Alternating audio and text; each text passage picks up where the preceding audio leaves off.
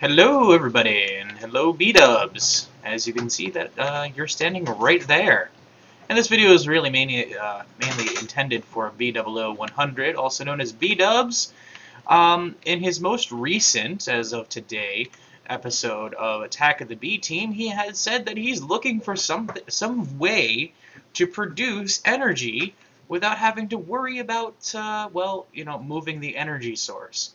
And today, BdoubleO is your lucky day. I'm going to show you exactly how to achieve this. What do you say? Well, if you were here, I'm pretty sure you'd say, sure, let's go do that. But, you know, he's just a statue. So anyway, let me go ahead and change out into myself. Oh, almost got hit by the ceiling there. And I'll show you my skin. This is me. Hello, everybody. As you can see, I'm a redstoner. Anyway, this is my energy solution. And I know it looks a little complicated, but believe me, it won't be. Not after a while, once I start explaining it, and most of these parts are actually going to be removed anyway. Pulverizer, the redstone furnace, induction smelter, these chests are really not required. All that is required are these magmatic dynamos, the fluid ducts, the tanks, the magma crucibles, a chest full of an item that I'm going to show you a little later. Yes. And a hardened energy cell. Now, you're thinking, well, I could go with a leadstone energy cell. You can, but you won't have the proper amount of buffer for your entire system. We'll go through that after we build it, and I'll show you even the recipes today for how to build this entire system. So if you give me just a moment, I'll be right back, and I will show you exactly how to build it. Alright, B-dubs, you ready? Are you ready? Are you ready? Are you ready? Well, you will be.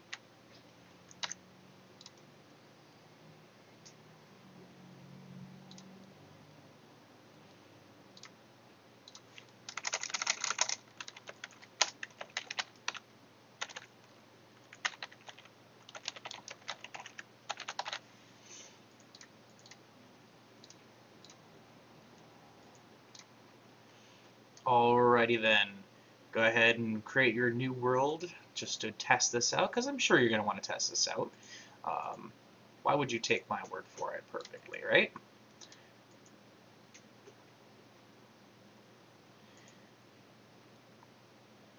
Okay, we are here in a super flat world, and we're going to go ahead and destroy these books because they're kind of pointless for this.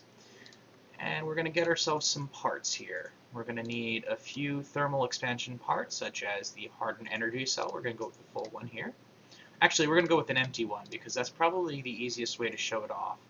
We're going to go with a magmatic dynamo and a hardened energy conduit, a fluid duct. We'll go with that one, the clear one, so this way we can see the fluid going through. We are going to need a magma crucible. We're going to need a chest. And we are also going to need some open block stuff, such as a tank. Now, these things aren't very hard to build. However, if you're just starting out, you may want to start small and work your way up. I can promise you that the system does work. It is unlimited energy because the source for power to kickstart the system is so abundant you're going to think it's crazy. Yes, I just said it. Crazy. Alright, so first what you want to do is you want to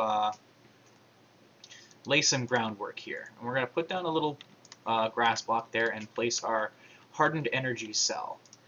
Now, as you can see, the output is at RF400, and input and output. There's no charge. What we're going to do is we're going to set it to ignored, and we're just going to set all the sides to blue for right now. So this way there's no confusion whatsoever into what's going on. Now, what we're going to do is we're going to set up 7 magmatic dynamos. You can start off with 3, and the system will kickstart itself, and you can keep adding more, but 7 really is the number you're looking for. And what you want to do is you want to connect all these up with hardened energy conduits. It's actually not very expensive. Let's go ahead and Let's see here. Recipe mode. Oh, it looks like I have to go out into non-creative, so game mode 0. Alright, so the hardened energy conduit.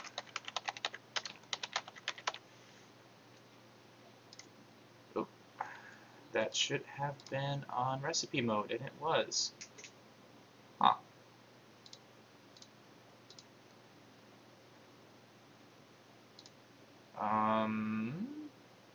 Back. And it still gives it to me. Alright, well, hardened energy conduit is not very expensive at all. It's literally 3 leadstone energy conduits with some redstone and I think an Invar ingot somewhere in there. Not quite sure. I'll go ahead and look it up after this video, or even like during the end sequence of the video.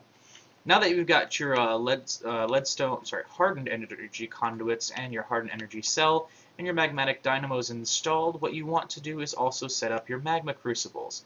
We're going to go ahead and put them up by 1 block because it's a lot easier to connect everything up with it as well. You might also want to stack them because this way it becomes a little more compact. Then what you want to do is you want to set up your tanks. The number of tanks that you have is purely up to you, but I find that having at least 3 tanks helps give the system enough buffer to go ahead and produce and pull from that enough. What you want to do is you want to give yourself a few buckets of lava. This is the required initial investment into the system. It's not much. You really only need like, I think it's like 7 or 8 buckets of lava before the system starts kicking in the way it's supposed to. And what you're going to do is you're going to set up some fluid ducts just like this. However you route them is purely up to you, but I would strongly suggest taking this route and just connect all of them up like this. Alright, and then go ahead and grab your crescent wrench. Oh, there it is. Grab your crescent wrench and set these all to input. And what you want to do is set this one to output. Those should be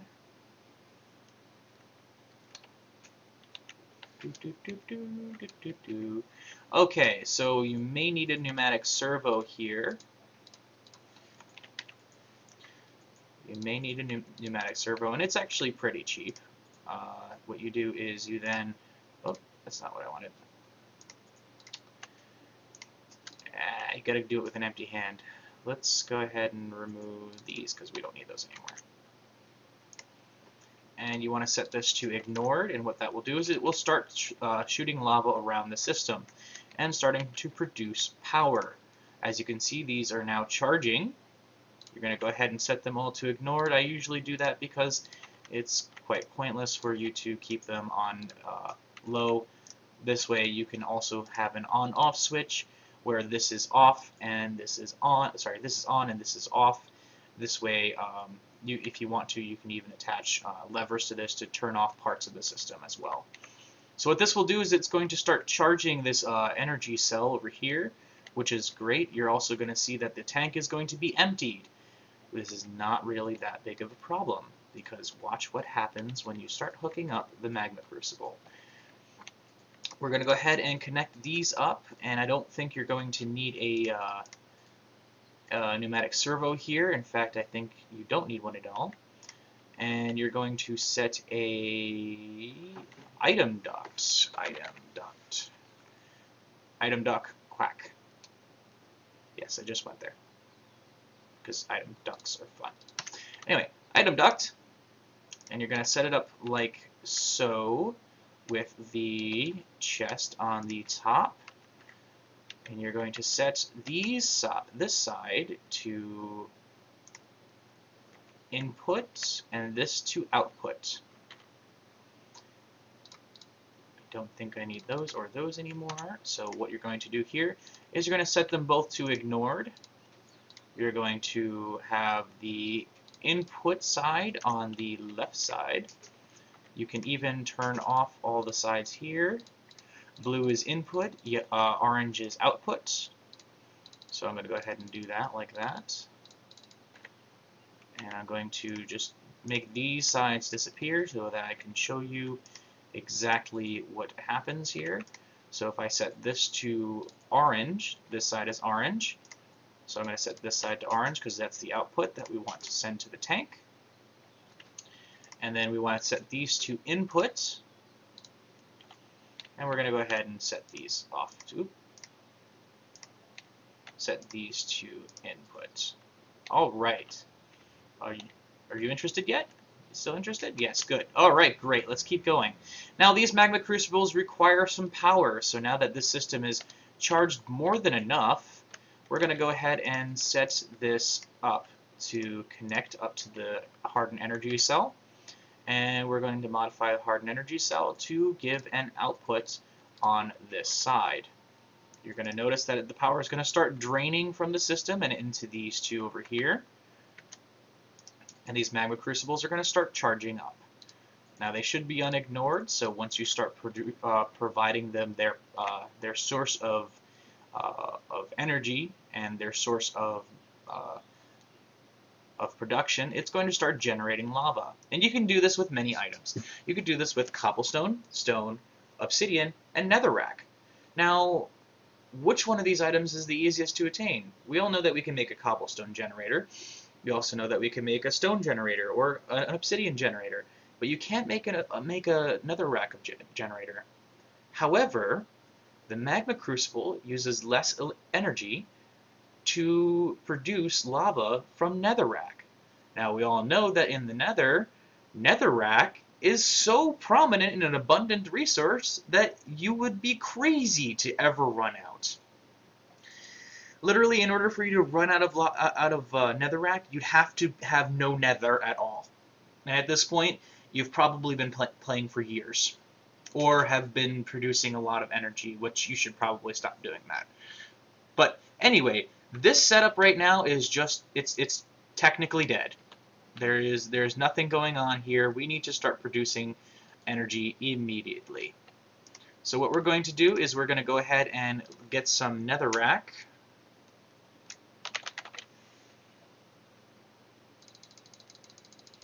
And this is pretty much the typical amount of netherrack you find yourself whenever, excuse me, whenever you go hunting in the nether for some cobalt or some ardite.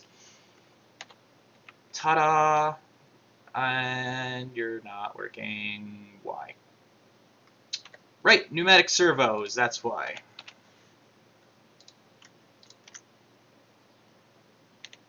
Did I set that to the right sides? Yes, I did. Okay, so pneumatic servo is required right here. You right-click it, you say ignored, and it should start sending netherrack into the system, and thus producing lava. Bam. It is now using energy to turn netherrack into lava.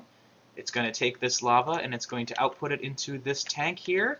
And that tank is going to fill these magmatic dynamos, which are then going to take the lava and produce energy into this hardened energy cell, which works as a buffer and transfers that energy into the magma crucible.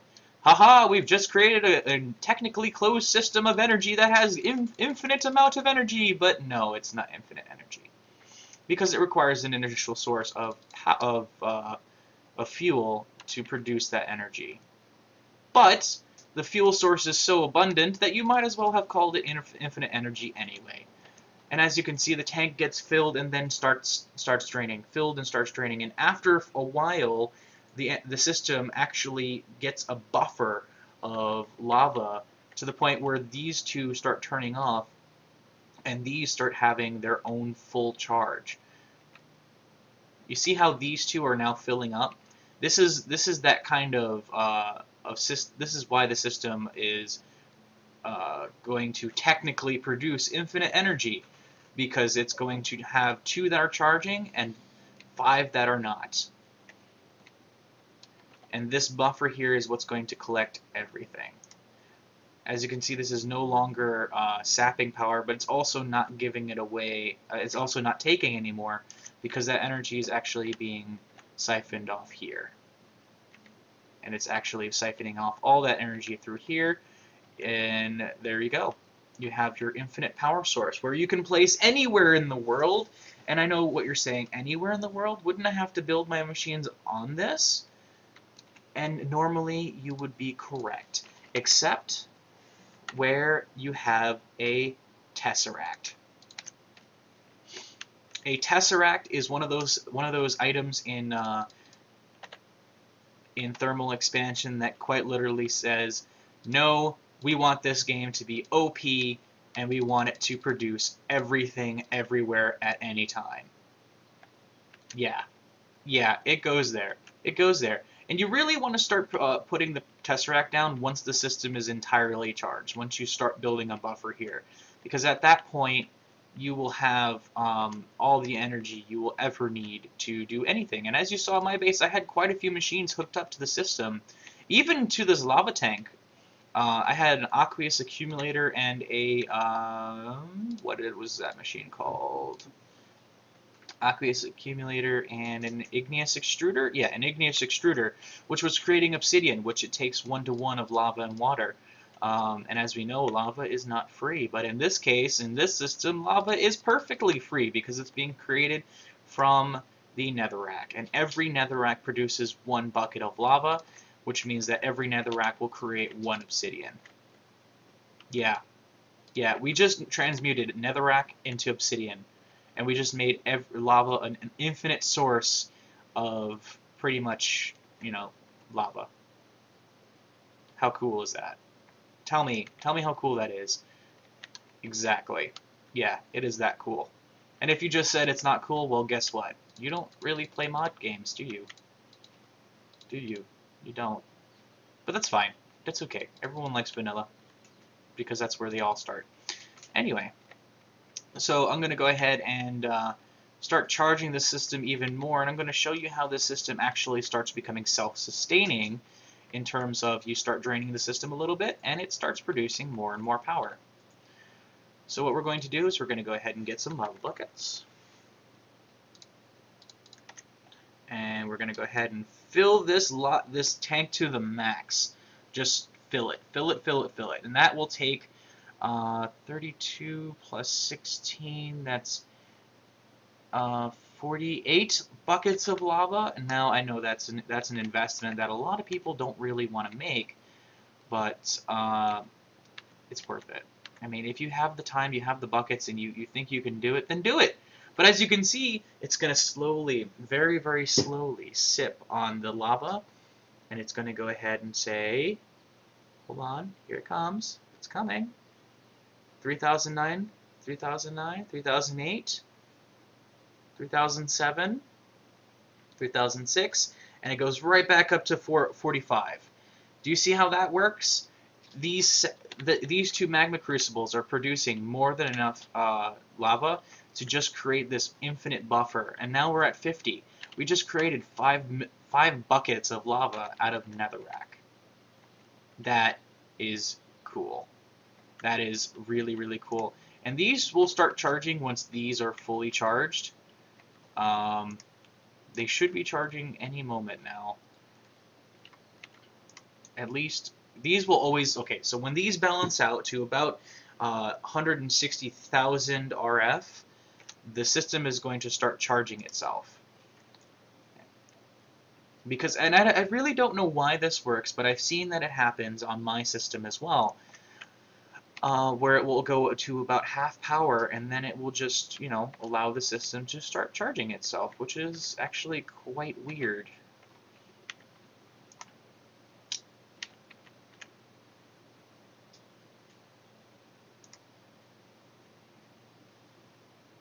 So it's utilizing some power to turn it into lava, and it's going to keep going up and then right back down, up and then right back down, up and right back down, until this buffer is completely filled. So let's go ahead and fill this buffer. It's going to sip on it as much as it can, and then this is going to stay as is, because now it cannot produce any more lava. Well, it's going to not produce any more lava for this tank, so it's going to start building up its own buffer of, well, 40 buckets of lava. And these are going to start filling itself with its power. And then this is going to start charging.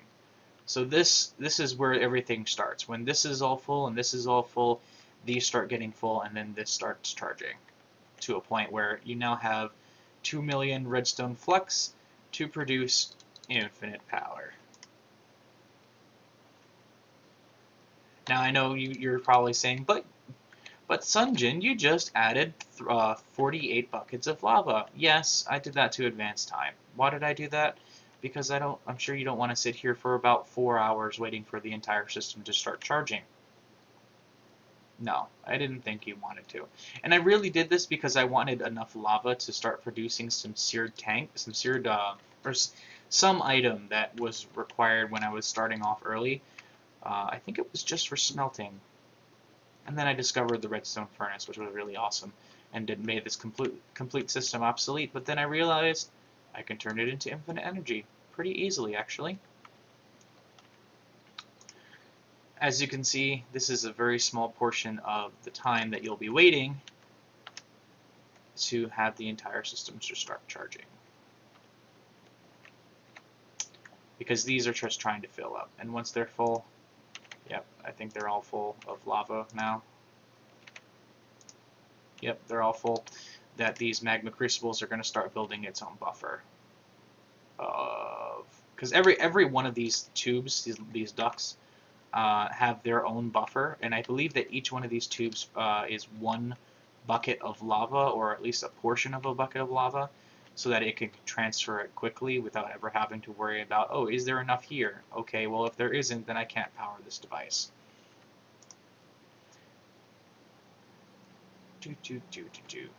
I'm probably going to cut this part out.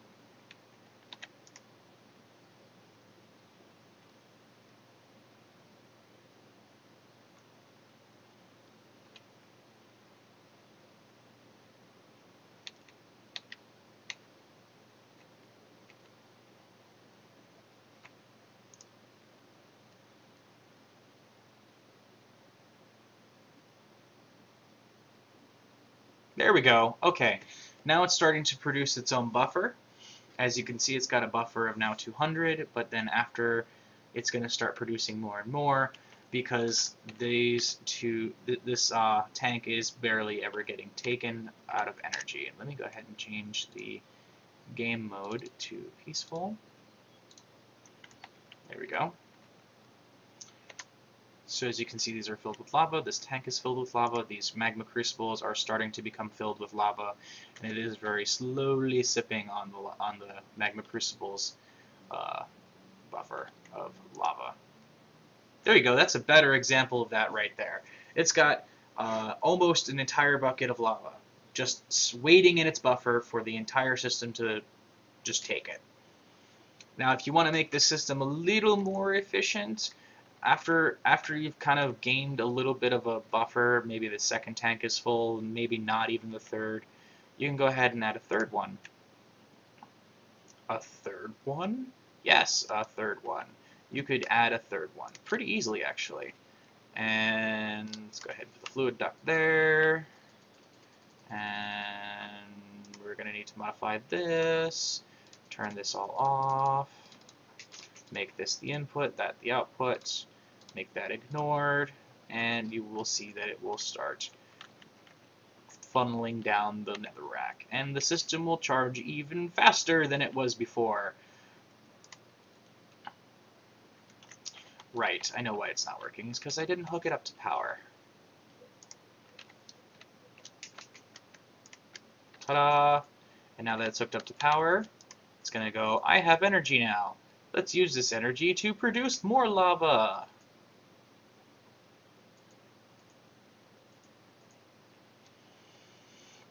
It does require a bit of an initial investment of power, but then again, that's why this energy cell is doing what it's doing.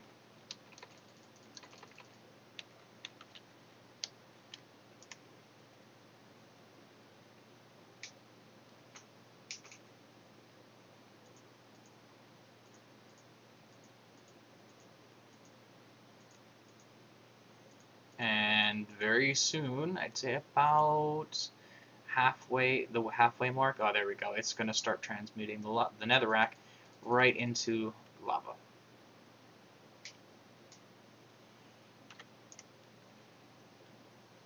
And these are draining. Okay, so pretty much the more magma crucibles you start adding, the less power that it has to turn netherrack into lava. So if you want, you could even shut these off from power, and this system should fully charge and produce lava faster. So start off with one, then once the entire system is charged, add another one, and then that should be your peak performance. You can add a third. It really doesn't quite matter how many of these you add, but as long as you have enough power to do it, which means that for every 2, you're going to need 7. So for every 1, you're going to need 4. Yeah, I know that math kind of works weirdly. If you really want to say it, you could say you can use 8 for every 2 or 4 for every 1, and that math will work out better.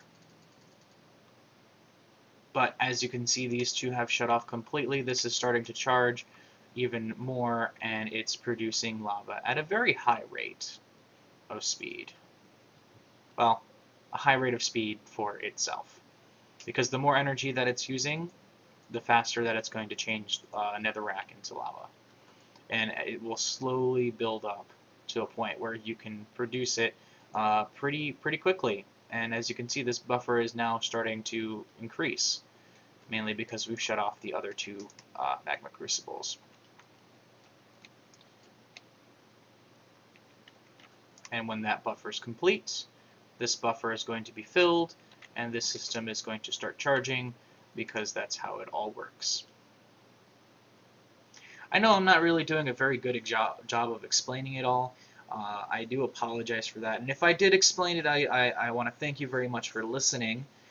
This is not the end of the video, by the way. There's still a little bit more going on from here. Pretty much what I want to do is make this as a proof of concept that this system does work. And yes, it does technically break the game, in terms of it produces an infinite amount of energy, and all you really need to do is provide it some netherrack. And as you saw, we filled this thing entirely, and it's only taken 3. It's only taken 3 netherrack, 3 slots of netherrack, plus whatever was still in the system before. And it's already started to, well, create a buffer, an abundance of lava. Which, when that abundance of lava starts happening and this starts getting fully charged, these will start fully filling up with energy, and you can start connecting up things such as a tesseract to the system. Makes that really cool. It is almost at full power. Almost. It is so close. And you can make this system even with a bigger buffer by utilizing another type of battery. And I know I call them batteries, but they're energy cells, but that's what a battery is. You can use the redstone energy cell, or you can use the resonant energy cell, which has 5 million of a charge, 50 million of a charge, and this has 10 million of a charge. This one has 2 million of a charge. This one has 400,000 of a charge. So the bigger the buffer, the more things you can connect up to the system to provide you the power that you want. And now it's charging at full. It is starting to charge at full here. These should start charging very soon and producing energy for this buffer, which then you can connect up your machines to this buffer, or even just these. Because once the system is fully charged and producing lava, it will go ahead and overproduce energy to the point where you can quite literally hook up an energy cell to it, charge up the energy cell, and walk away with it. Or even just hook up a tesseract, which is the end goal of this. Because knowing you, B-dubs, you can build something pretty, awesome, looking great, all those wonderful words that we're using to say what exactly you do and what you do very well. And you can just literally put this in the ground, put dirt over it, and never see it again. Ever. You can never, ever, ever, ever, ever see it again and require ever seeing it. Because then, over here, what we're going to build is a small tesseract power transformer. So we're going to go ahead and put that to ignored. We're going to say that it's going to send and receive all. And we're going to connect this up and say that it can receive power here, and say that it is ignored on power as well. So that is on frequency 1. I know I went through that pretty quickly. What you want to do is you want to set this frequency to whatever your frequency is going to be. I usually set it to 1 because really all I have to worry about is me and my fiance. I will go ahead and set this to all because not only is this tesseract going to send energy, but it's also going to technically send lava from the system. So you kind of have a double whammy here with this system that we're building. And then what you're going to do is you're going to go ahead and put the tesseract literally right under the battery. You're going to say that it's going to send fluid and energy, send all, and receive all. And you're going to say that its status is ignored. Once the game starts recognizing that two tesseracts exist on the same frequency, you're literally going to start seeing this energy cell charge.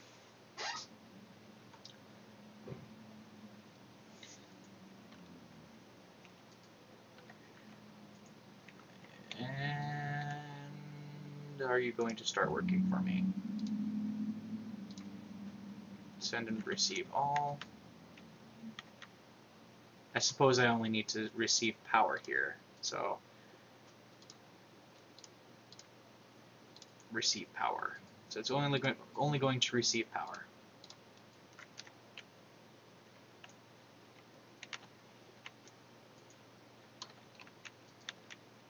See how that tesseract got hooked up to the system? So now it's going to literally start transferring lava directly into the tesseract. And which actually I think we can show this as well. Oops, let's get with an empty tank.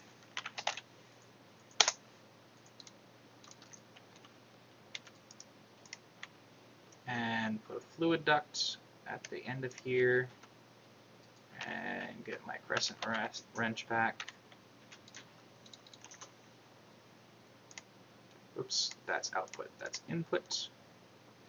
And hook up a pneumatic servo to the input. Oops.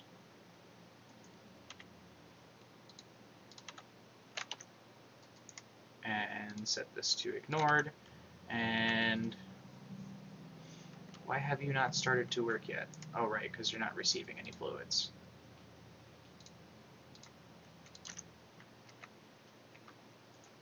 Are you going to send fluids? Yes, you are going to send fluids. Are you going to receive fluids? You should be receiving fluids.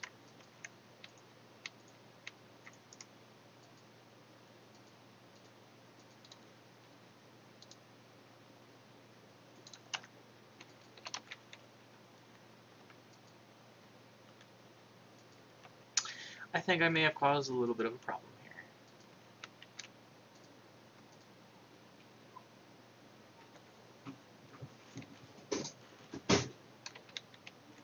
Or that, wait, it's charging. The system is charging now, which is good, but it's not actually solving our problem here. The system is now charging. It is producing power on its own with a little bit of help with this magma crucible because all these are full of lava, and this energy cell has stopped charging.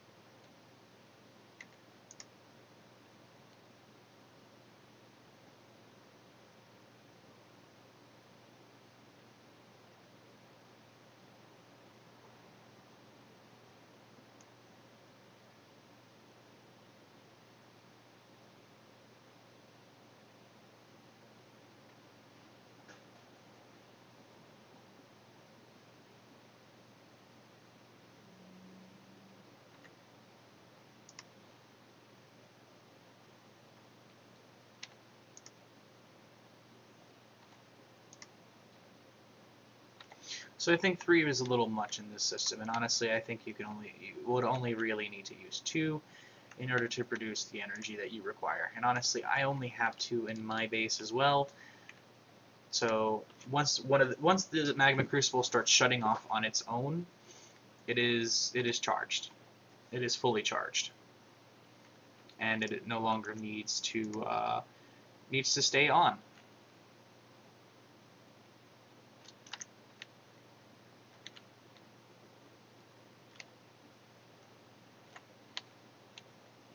My question is, though, why are you not transmitting the lava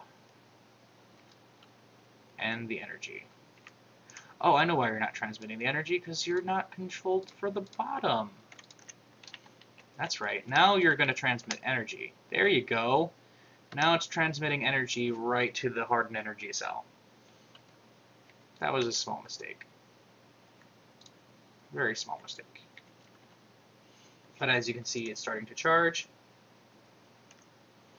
as it's going to be indicated on the tooltip on the top.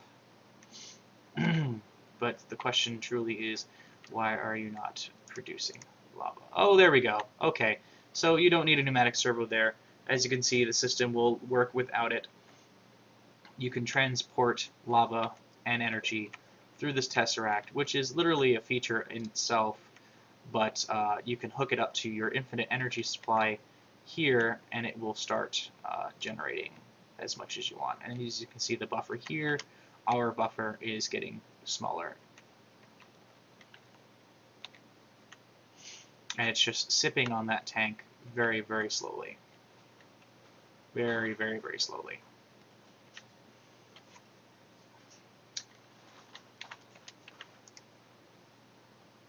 And this is now junk. So really, for this entire system, you only need 2 magma crucibles. You need at least 3 tanks here. I say 3 because there are times where you will literally produce, you will literally need to remove so much power from the system that this buffer of 3 tanks is needed. And if you have a much bigger system, you can always expand the tank. Exactly. You can always expand the tank. As you can see, our energy cell is now dead. The magmatic dynamos should be transporting power. I do not know why it is not. I'm pretty sure that's what it's using. It's using these to to work these two machines here, as they are starting to increase. Ooh, they're lowering. They are lowering.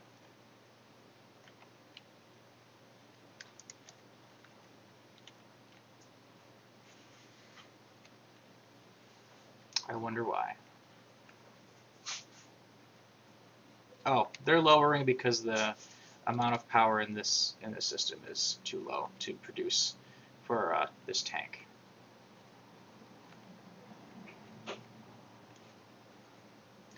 I mean, thermal expansion is not exactly a simple system to figure out, but once you've got it down, you can get it pretty easily.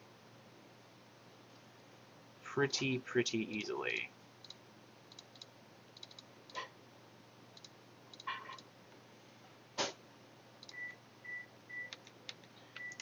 Oops. Oh, we need that there. We need that there, and we need that there. And as I said, you can keep expanding this system every, well, it's every 2. Is it every 2? It's 8 for every 2, so it's 4 for every 1.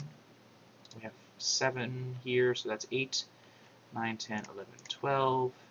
And of course, you can stack these on top of each other, much like this, instead of placing them there.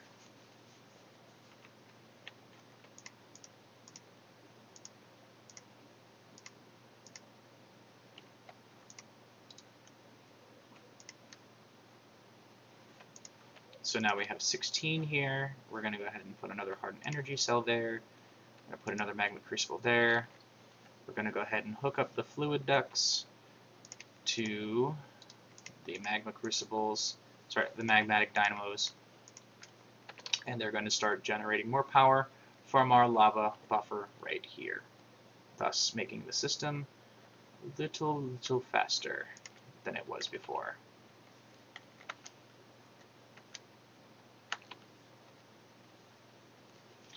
But just remember, it's all about about the ratio of magmatic dynamos to the magma crucibles to the tanks. So if you have 3 tanks here, you're going to need 2 magma crucibles. You're also going to need 8 or 7, however you want to do it. You can do it with 7, but 8 is probably better in this system. 7 or 8 magmatic dynamos. And yes, a Tesseract is a little, it takes a while to build, but, you know, B-dubs, we've seen you do better. We've seen you do so much more. So much more. Now the system is charging, and it is literally overproducing the lava that I'm guessing we can just send right back into the system. Let's send energy and send fluid back into... There we go. It's starting to charge again. It is charging the system,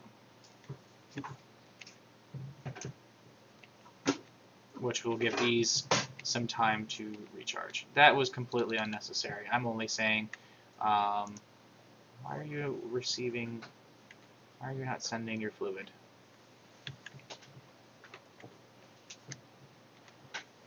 Oh, it is sending. It's got to be sending its fluid. It's not sending its fluid. Oh, it's because all these are fully charged. That's why. So it has no need to send the fluid through the system again. And if you wanted to, you could probably just set up this fluid duct here, set its frequency to 1, and receive fluid. And as you can see, the tank is filling, and it is also emptying at the same time.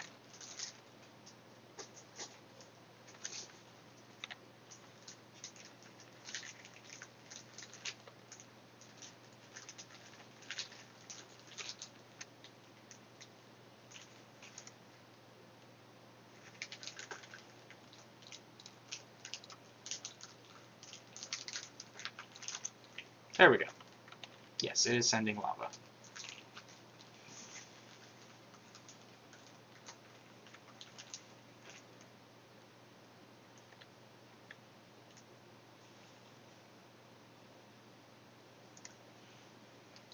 Oh.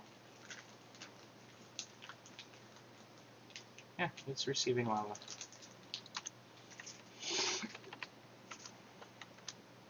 So to simply explain the system as best I can, as a quick and brief overview, the magma crucibles are what's generating lava out of netherrack, and it's sending those netherrack into, well, that generated lava into a buffer tank, which is created by open blocks, through these fluid ducts into these magmatic dynamos, which are then using the lava to produce power, sending it into this hardened energy cell, and directing that energy back into the magma crucibles, which are then producing lava. The system does work. It is efficient. It does start self-charging itself.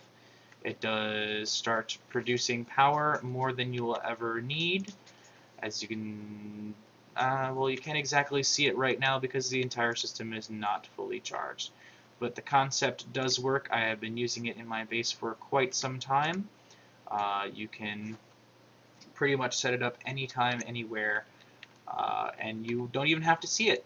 Like, it is a self-sustaining system as long as you mind your buffer here. And if you don't mind your buffer, you're going to end up losing enough energy. So you might need to keep it somewhere where you can get access to, but not where you need to see it, because tesseracts make this so much easier.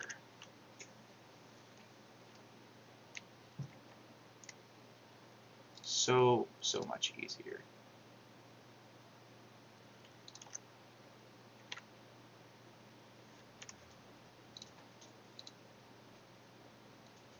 There we go.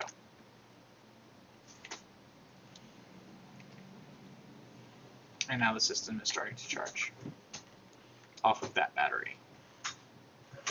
Why this tank is not emptying, I do not know. But it is supposed to be sending fluid, though I think that it is sending it over here, which is fine. That is fine, because these can always use that instead of this.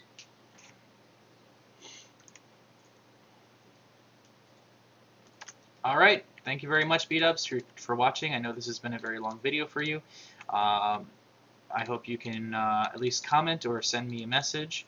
And really, if you have the time and you have the willing, I would like to do a little private Skype call to, you know, do a little mini interview between us. I'll even post it on YouTube, and you can do the same.